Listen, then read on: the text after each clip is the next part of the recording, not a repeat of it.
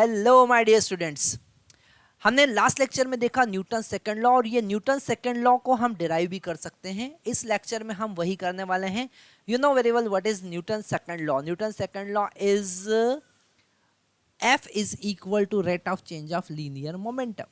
Okay, what is this Newton second law? This F vector is equal to delta P divided by delta T. Okay, और इसे हमें verify करना है, और इसके लिए हम यूज करेंगे concept of projectile motion. Okay, हम क्या यूज करेंगे? हम इसको वेरीफाई करने के लिए प्रोजेक्टाइल मोशन का यूज करेंगे। ओके, हम यूज करेंगे प्रोजेक्टाइल मोशन। ओके, हम चेक करेंगे कि प्रोजेक्टाइल मोशन में कोई बॉडी पर जो फोर्स लग रहा है, आप बताइए प्रोजेक्टाइल मोशन में अगर कोई बॉडी पर फोर्स लगेगा, जैसे हमने यहाँ पर हॉरिजॉन्टल के साथ थीटा एंगल पर कोई बॉडी को प्रोजेक्ट किया है। ओके, कोई बॉडी को हमने यहाँ पर थीटा एंगल पर u वेलोसिटी से प्रोजेक्ट किया है, तो ये ऐसे प्रोजेक्टाइल पैराबोलिक पाथ पर मूव करेगी। थोड़ा सा पैराबोला को हम अच्छे से बना लेते हैं। ये पैराबोलिक पाथ पर मूव करेगी, ये सब पैराबोलिक पाथ पर मूव करेगी। ओके, तो initial point, this is point number A, initial point, and this is point number B, final point B. Okay, the landing point. और यहाँ पर थीटा एंगल पर हमने प्रोजेक्ट किया है। अगर इस प्रोजेक्टाइल मोशन की बात करें और हम एयर रेजिस्टेंस को जीरो कंसिडर करके चलें, तो नेट फोर्स इस बॉडी पर कहीं पर भी वो होगा तो उस पर कितना फोर्स लगेगा? इस केस में उस पर फोर्स लग रहा है, that is mass into acceleration, and acceleration is mg, and this force is vertically downward, so we will consider minus j cap. So what is the force? That is minus mg j cap. ये force उस पर लग रहा है, और हमको verify करना है कि change in momentum, rate of change in momentum हम कैलकुलेट करेंगे तो क्या यही फोर्स आता है। हम ए पॉइंट की बात करेंगे। अगर हम मोमेंटम की बात करें ए पॉइंट पर, ओके, तो यहाँ पर हमको लिखना पड़ेगा mass into initial velocity u vector, और इनिशियल वेलोसिटी को वेक्टर फॉर्म में हम रिप्रेजेंट कर सकते हैं, और वो वेक्टर फॉर्म होगा u वेलोसिटी का u vector is equal to u cos theta i cap plus u sin theta j cap. That is the initial velocity in vector form. Okay, now just put value of this initial velocity, you will get m u cos theta I cap plus m u sin theta j cap. So it is initial momentum. Now we will talk about the momentum at final point B. हम B point पर momentum की बात करेंगे, तो जब हम B point पर momentum की बात करेंगे तो यहाँ पर वेलोसिटी u ही रहेगी, उसका मैग्नीट्यूड u ही रहेगा, पर एंगल जो होगा वो थीटा हो जाएगा। ठीक है, थीटा एंगल पर ही लैंड करेगी। और अगर हम इस फाइनल वेलोसिटी को दो पार्ट में डिवाइड करें तो हमारे पास में दो कंपोनेंट मिलेगा। एक मिलेगा u cos theta, there is no change in x component, but y component will become minus u sin theta. it will be vertically downward now. और प्रैक्टिकली भी हम समझ सकते हैं, इसमें कुछ मुझको अलग से बताने की जरूरत नहीं है। यहाँ पर कुछ अलग से आपको बताने की जरूरत नहीं है, यहाँ पर प्रैक्टिकली हमको समझ में आता है कि this y component will become downward.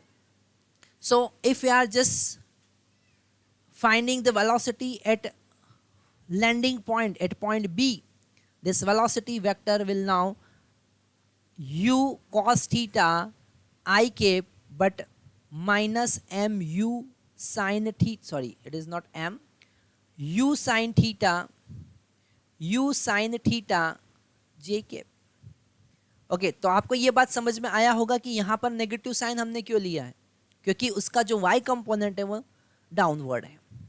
अगर हम मोमेंटम की बात करें, momentum at point B, so it will be mass into velocity at point B. So we will find it, just put value of this ub, vector, that is m into u cos theta I cap minus m into u sin theta j cap. Okay, तो ये आपके पास में final momentum आया. अब अगर हम change in momentum calculate करेंगे तो क्या होगा? That is the delta P, that is delta P vector. तो यहां पर हमको क्लियरली समझ में आ रहा है कि चेंज इन मोमेंटम फाइंड करने के लिए हम final momentum vector minus initial momentum vector का यूज करेंगे. ओके, तो यहां पर फाइनल मोमेंटम, इसको हम पी ए भी लिख सकते हैं, है ना. मैं डायरेक्टली यहां पर लिख देता हूं x component cancel out, x component में कोई चेंज नहीं होगा. फिर भी हम एक बार पूरा इक्वेशन लिख के समझ लेते हैं. Final momentum is M U cos theta I cap minus M U sine theta J cap. ये है final momentum minus initial momentum. ये इनिशियल मोमेंटम जो आया था हमको इसको यहाँ पर रखना है पर नेगेटिव साइन के साथ. तो M U cos theta I cap and this Y component also will become negative M U sine theta j cap. So this cos theta will cancel out, and finally the change in momentum delta p you are getting, that is equal to minus 2 mu sin theta j cap. यहाँ पर हमको इतने expression को find करने में कोई दिक्कत नहीं है. अगर हम टोटल टाइम की बात करें कि टाइम कितना लगेगा, तो डेल्टा टी की बात हम कर सकते हैं. That is the time of flight, that is 2u sin theta divided by g. Already we have derived in projectile motion. अगर आपको ये फार्मूला याद नहीं है तो आपको प्रोजेक्टाइल मोशन के वीडियो देखना चाहिए. तो यहाँ पर टाइम ऑफ फ्लाइट इस पॉइंट से ए से बी तक पहुँचने का टाइम लगा 2u sin theta divided by g. और अगर हम delta P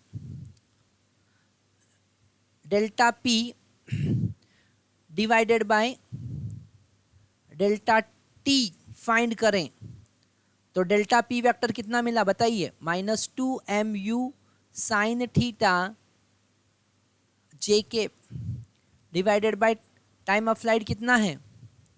that is 2u sin theta divided by g. This 2 will cancel out, u sin theta also cancel out, and this delta p divided by delta t will be equal to minus mg j cap. और वही हमने यहाँ पर पहले लिखा था, that is equal to force. So you can verify it. You can verify it using the concept of projectile motion. ठीक है, यहाँ पर हमने काइनेमेटिक्स 1 डायमेंशन 2 डायमेंशन के कॉन्सेप्ट को यूज किया. कहाँ पर? न्यूटन सेकंड लॉ में वेरीफाई करने के लिए. तो जो वहाँ पर हम पढ़ रहे थे उसी की हेल्प से हमने यहाँ पर जो नया कॉन्सेप्ट पढ़ा है, that is the force equal to rate of change of linear momentum, उसको समझा, उसको डिराइव किया. ओके, ये क्वेश्चन, ये जो कॉन्सेप्ट है क्यों इंपॉर्टेंट है? ये कॉन्सेप्ट इसलिए इंपॉर्टेंट है कि यहाँ पर हमको छोटे छोटे बेसिक कॉन्सेप्ट क्लियर हो रहे हैं. How you will find the linear momentum, how you will find the change in linear momentum, okay, and you will get the average force. Okay, the total change in momentum divided by total time interval is called average force. It is equal to the average force. Okay, but differentiation की बात करेंगे तो वो आपको instantaneous force देगा.